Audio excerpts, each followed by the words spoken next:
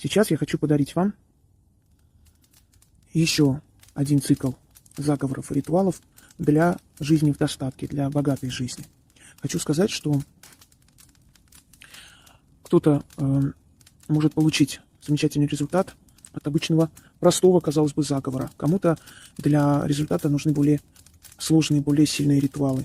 Но их сила зависит не от того, насколько они сложны в исполнении, а от того, насколько они совпадают с энергией человека. Итак, друзья мои, сейчас я хочу вам подарить целую серию таких работ. И хочу еще раз напомнить, что у нас есть дела купеческие, денежный сохран, денежные шепотки и много чего еще, помимо тех ритуалов и заговоров на деньги, которые я вам дарила.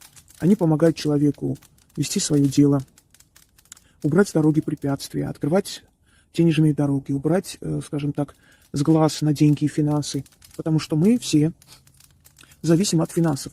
Чтобы сделать кому-то доброе дело, мы сами должны жить хорошо. На мелочь. Начитайте на мелочь и обязательно в этот день мелочь потратьте.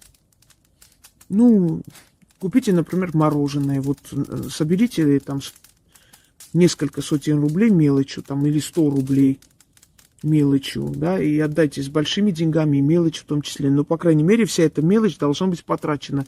Не оставлена где-либо, а потрачена, из рук в руки отдана.